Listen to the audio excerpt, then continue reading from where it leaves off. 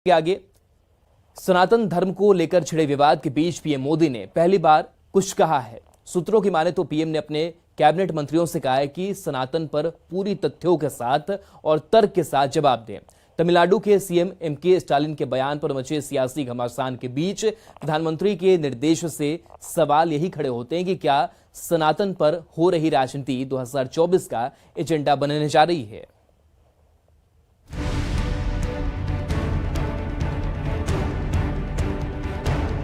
நான் திருப்பவும் சொல்றேன், நான் வந்து சனாதன கோட்பாடுகளை தான் நான் வந்து விமர்சிச்சேன். சனாதன கோட்பாடுகளை தான் நான் ஒழிக்கணும்னு சொன்னேன். அதை நான் பேசிட்டு தான் இருப்பேன். ரொம்ப பைத்தியகாரத்தனமா ரொம்ப குழந்தைத்தனமா வந்து நான் வந்து ஜெனோசைட்லாம் இன்வைட் பண்ணேன் அப்படின்லாம் சொல்றாங்க. இப்போ நிறைய பேர் இப்போ சில குழுக்கெல்லாம் வந்து சமீபத்தில் வந்து திராவிடத்தை ஒழிக்கணும், கம்யூனிஸ்டை ஒழிக்கணும் அப்படின்னா அப்படின்னா இந்த திமுக காரங்களாம் வந்து கொலை செய்யப்படுறாங்க. तमिल में दिया गया उदयनिधि स्टालिन का यही वो बयान है जिसने सियासत में तूफान मचा रखा है। तमिलनाडु के मुख्यमंत्री एमके स्टालिन के बेटे उदयनिधि स्टालिन ने सनातन के खिलाफ जो बयान दिया था, उसमें उन्होंने सनातन पर बेहद आपत्तिजनक बातें कही थी। सनातन को लेकर कहा था कि हम डेंगू, मच्छर, मलेरिया या कोरोना का विरोध नहीं कर सकते, हमें इसे मिटाना है, इसी तरह हमें सनातन को भी मिटाना है। उदयनिधि स्टालिन के दिए विवादास्पद बयान के बाद राजनीति चरम पर है। इस मामले पर पहली बार देश के प्रधानमंत्री नरेंद्र मोदी ने कहा कि इस मुद्दे पर सही तरीके से जवाब देना चाहिए। सूत्रों की माने तो प्रधानमंत्री ने कैबिनेट मंत्रियों को निर्देश जारी किया है। पीएम ने कहा है कि सभी मंत्री सनातन पर तथ्यों के साथ सोच समझकर विरोधियों को जवाब दें। अब प्रधानमंत्री के निर्देश के बाद सियासत तेज हो गई है। सनातन पर सियासत करना बीजेपी को अब महंगा पड़ रहा है और बीजेपी ने सेल्फ गोल कर लिया है। इस सनातन पर ज्ञान देने वाली भारतीय जनता पार्टी अब बैकफुट पर है। अब तो बताना होगा कि आज जो लोग गरीबी, भुखमरी, बेरोजगारी, महंगाई का बात छोड़ करके ये धर्म पर ज्ञान दे रहे थे, ये सबको अच्छी तरह से हकीकत पता है। प्रधानमंत्री और भाजपा के अन्य नेता सांप्रदायिक सौहार्द बिगाड़कर जहर की खेती कर राजनीतिक रोटी सेकने का प्रयास करते हैं। उनके मुद्दे में हिंदू मुसलमान, भारत पाकिस्तान छोड़कर अन्य विकास के कोई मुद्दे नहीं रहते हैं। सूत्रों के मुताबिक पीएम ने मंत्रियों से कहा कि सनातन धर्म का अपमान कर विपक्ष फंस चुका है। विपक्ष की बेचैनी साफ दिख रही है। सनातन का अपमान कर विपक्ष जानबूझकर विवाद खड़े कर रहा है, जिसका डट कर जवाब देने की तैयारी है। तो क्या ये मान लिया जाए कि सनातन पर हो रही राजनीति 2024 का एजेंडा बनने जा रही है? Bureau report, news 18। अब सनातन पर मचे सियासी घमासान को समझिए। सनातन के खिलाफ डीएमके नेता उदयनिधि स्टालिन ने बयान दिया था। उदयनिधि सीएम एमके स्टालिन के बेटे हैं, तमिलनाडु में मंत्री हैं। 2 सितंबर को उदयनिधि ने सनातन पर आपत्तिजनक बयान दिया था। सनातन की तुलना मलेरिया, डेंगू, कोरोना से की थी। बीमारी की तरह सनातन को खत्म करने की बात कही थी। दक्षिणी राज्य तमिलनाडु में हिंदुत्व की पैरोकारी से उलट हिंदू विरोध ही सत्ता की चाबी है। तमिलनाडु में हिंदू विरोध की शुरुआत 1916 में ही हो गई थी, जब टीएम नायर और पी त्यागराज चिट्टी ने द्रविड़ पॉलिटिक्स की शुरुआत की थी। इन दोनों नेताओं ने तमिलनाडु के निवासियों को द्रविड़ मानते हुए उन्हें उत्तर भारत में रहने वाले आर्यों से अलग कहा था और परियार ने 1939 में द्रविड़ों के लिए द्रविड़नाडु का नारा दिया। 2014 के लोकसभा चुनाव में भाजपा की जीत के साथ हिंदुत्व को सियासी कामयाबी की कुंजी के तौर पर पहचान मिली, लेकिन तमिलनाडु में हिंदू विरोध के बल पर ही चुनाव जीता जाता है। तमिलनाडु में 55 साल से सत्ता का फॉर्मूला द्रविड़ फैक्टर ही है। तमिलनाडु की 234 विधानसभा सीटों में से करीब 170 सीटों पर द्रविड़ वोटरों का सीधा असर है। राज्य की 2 प्रमुख पार्टियां डीएमके और एआईडीएमके दोनों ही द्रविडियन कॉन्सेप्ट को लेकर चलती है। अब सनातन पर प्रधानमंत्री के निर्देश को भी समझते हैं। प्रधानमंत्री मोदी ने सनातन को लेकर निर्देश जारी किया है। केंद्रीय मंत्रियों को तथ्यों के साथ जवाब देने को कहा गया है।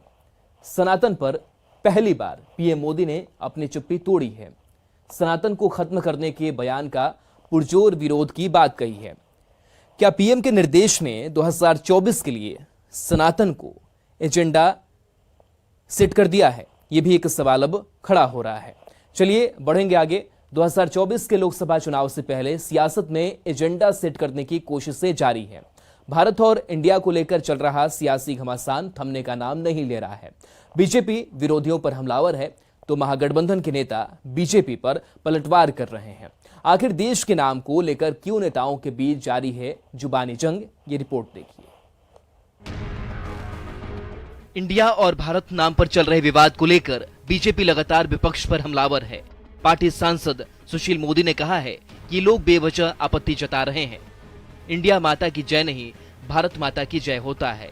अगर लालू प्रसाद यादव, नीतीश कुमार और राहुल गांधी में हिम्मत है तो इंडिया माता की जय कहकर दिखाएं। अगर 75 साल तक भारत शब्द का प्रयोग नहीं हुआ, इंडिया का प्रयोग हुआ, तब अगर भारत सरकार भारत का प्रयोग करे, इसमें क्या आपत्ति है? हम भारत माता की जय बोलते हैं। अगर हिम्मत है तो नीतीश कुमार, लालू यादव, राहुल गांधी इंडिया माता की जय बोलकर दिखाएं। तो इंडिया माता की जय तो नहीं बोलेंगे, भारत माता की जय बोलेंगे। वहीं बिहार बीजेपी के अध्यक्ष सम्राट चौधरी ने भी जेडीयू पर तंज कसते हुए कहा कि ललन सिंह और नीतीश कुमार ने भी अपना नाम बदला है। ललन जी ने अपना नाम बदला था। 2000 में राजीव रंजन सिंह थे और 2009 के चुनाव में राजीव रंजन सिंह ललन सिंह हो गए, तो उन्होंने नाम बदला था। हमारे तो बड़े भाई हैं, तो हम लोग तो उन्हीं के अनुकरण को करते हैं। दूसरा कि नीतीश जी का नाम तो किसी ने बदला नहीं, उनके बड़े भाई ने कहा पलटू कुमार है। देश के नाम को लेकर छिड़ी बहस के बीच तेज हुई सियासी बयानबाजी के बीच जेडीयू नेता केसी त्यागी ने कहा है कि इंडिया गठबंधन को भारत नाम से आपत्ति नहीं, पर इंडिया नाम को हटाए जाने से है। नहीं, हमें भारत नाम पर ऐतराज नहीं है, लेकिन इंडिया को एक्सक्लूड करने पर ऐतराज है। ये संविधान के प्रेम्बल में उल्लेख है इसका, इंडिया दैट इज भारत, और ये कोई भारतीय जनता पार्टी या कांग्रेस के नेताओं ने नहीं दिया है। पंडित कमलापति त्रिपाठी से लेकर के हरि विष्णु कामत तक जो बड़े बड़े लोग उस जमाने में थे, सेठ गोविंद दास जी, उन सब लोगों ने मिलकर के कहा रहने दीजिए इसको, इंडिया दैट इज भारत, राज्यों के संघों का समूह। देश के नाम को लेकर भारत और इंडिया शब्द से परहेज करने की अपील खुद प्रधानमंत्री नरेंद्र मोदी ने केंद्रीय मंत्रियों से की है। ऐसे में नेताओं के अपने अपने तर्क और कुतर्कों से सियासत से ज्यादा अपने अपने एजेंडे ही नेता सामने रख रहे हैं, जिससे कोई फायदा नहीं। Bureau report, news 18। अब इंडिया भारत पर सियासी बवाल को समझिए। देश के नाम बदले जाने को लेकर केंद्र ने सुझाव मांगा है। इंडिया की जगह देश को भारत के नाम से जाना जाएगा, ऐसा कहा गया है। विरोधी दल के नेता केंद्र सरकार की मंशा पर सवाल खड़े कर रहे हैं। बीजेपी के नेता विरोधियों को देश में नफरत फैलाने का आरोप लगाते हैं। केंद्र सरकार ने 18 सितंबर से संसद का विशेष सत्र बुलाया है। विरोधी गठबंधन के नेता INDIA के चलते डरने की बात कह रहे हैं। देश का नाम इंडिया की जगह भारत किए जाने का प्रस्ताव है। चर्चा है कि संसद के विशेष सत्र में प्रस्ताव को पेश किया जाएगा। सरकार विशेष सत्र में 10 अहम बिल पास कराने पर विचार कर रही है। आए दिन सत्ता पक्ष और विपक्ष की ओर से वार पलटवार किए जा रहे हैं। चलिए बढ़ेंगे आगे।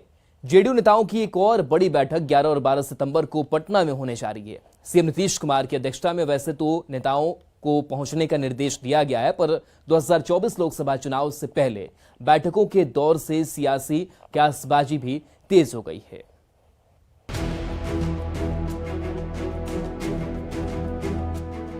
समय से पहले लोकसभा चुनाव की आशंका के बीच बिहार में सियासी हलचल तेज है। सियासी दौर के बीच जेडीयू सबसे आगे है। इसी कड़ी में नीतीश कुमार 11 और 12 सितंबर के बीच 2 दिन तक पार्टी संगठन के नेताओं के साथ महत्वपूर्ण बैठक करेंगे, जो काफी